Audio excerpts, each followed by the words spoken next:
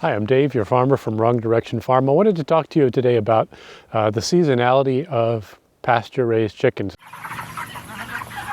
So you can see behind me, I've got some of the cattle herd, and they're out here in the snow. It's about 15 degrees, not too windy today.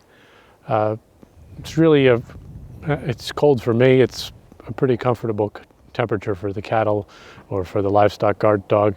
They grow a thick coat of fur. That does a tremendous job of insulating them. It's funny because I can see the dog some days, and it's 10 degrees and there's a bright sun out and the dog is sleeping in the snow in the shade. And I don't understand it, but they're quite comfortable in temperatures that make cowards of me.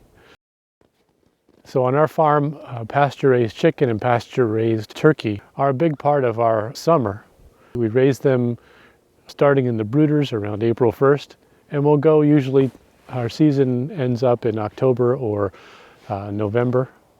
But if you think about those months, those are the months when the grass is still green.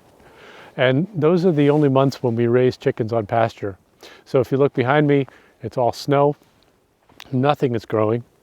And nothing will be growing until we get, really even in March, the grass begins to green up, but it doesn't really grow substantially until early May. So early May is when the grass starts just taking off, and it grows really through the early part of October, and then it kind of tapers off and it stays green until late November, maybe the first week or two of December, when the deep frosts really cut in and when the snow starts falling. So our green season limited to April to November, and that's when we have chickens on the farm.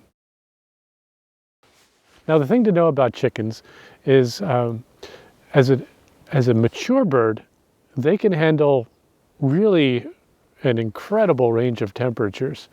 So I've seen old hens that are doing just fine, well below zero. And we don't get temperatures this high around here, but there are plenty of places in the world where temperatures can get up into the 110 degree range and the chickens are still just doing their thing. So they are remarkable birds for their tolerance of temperature extremes. But chickens that are raised for meat are young chickens. If you were to eat an older chicken, you'd have to stew and stew and stew and stew it. They take a long time to break down those tough old muscle fibers. So we do have a few customers asking for them, but by and large, everyone wants young chicken. Now, a young chicken is also a chicken that's growing. And if you think about the metabolic demands of growth, there's quite a bit of energy that needs to go into growing. But when the temperature starts to drop, the chickens need to use that metabolized energy for thermoregulation. They need heat. I've just been going through helping the kids with some homework. We've been talking about phosphorylating ATP, and there's all this work that needs to be done to create the chemical energy in the body to create the heat that these chickens need. And if there's a limited budget, it's basically a budgetary problem. There's only so many calories they can eat in a day, and those calories can go to thermoregulation for themselves, or they can grow into growing the chicken's body. So you can't have both. Now, in a barn, in a closed environment where the heat is taken care of for the chickens, we can get chickens raised year round, but then it's not a pasture-raised chicken. A lot of the chickens sold commercially as pasture-raised is grown in a barn environment where they have some sort of outdoor run. So you can imagine chickens that are raised in a barn with some outdoor access in cold weather. They're not really going to be spending much time at all outdoors. And when they are outside, there's nothing for them to eat out there. So they're just getting out there to get some exercise, which is better than nothing. But they're not really getting the advantages of pasture raised. So when we talk about pasture raised, we want to make sure that our chickens are, on green grass. So that's the first thing. We maybe could substitute that with hay to some degree in the winter, but we know that hay doesn't have the same nutritional density as green grass, so the vitamins are a bit lacking. It's not as good of an environment for them. All right, the second thing we want are bugs. Chickens are bug scavengers, so we want them to be able to be out there finding bugs, and obviously there aren't any bugs during the winter.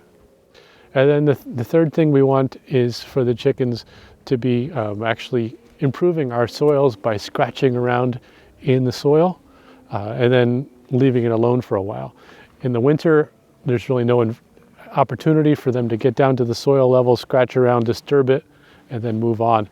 We typically have to have fixed housing for them in the winter, which means that whenever there are bare patches of soil, the same bare patches are going to be disturbed in a continuous manner.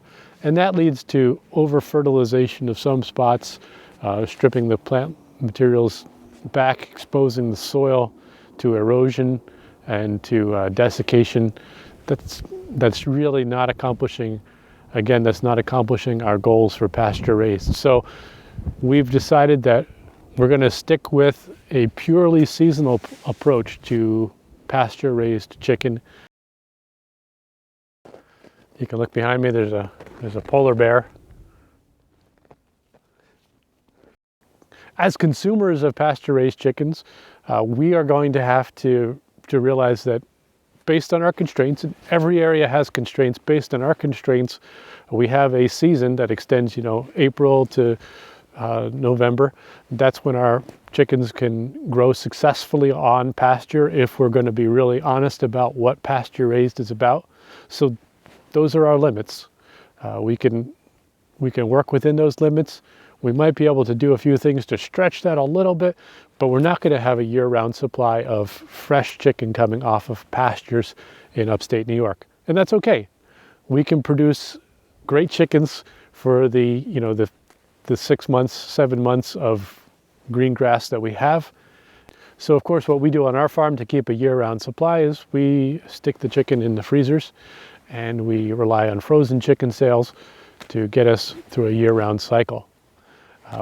Our summer schedule then becomes really busy because we're trying to get ahead the whole summer and to build up a stockpile to get us through the winter. The early years we were pretty bad at forecasting our demands, and so we would always run out February, March, and we would have a few months of no chicken. We've gotten better at forecasting, and the last couple of years we've been able to run through this full seasonal cycle without running out of chicken, so that feels pretty good. Thanks for watching. If you have any questions about our chicken, if you have any questions about our beef, if you have any questions about our farm, I'd like to hear from you. Let me know. Thank you.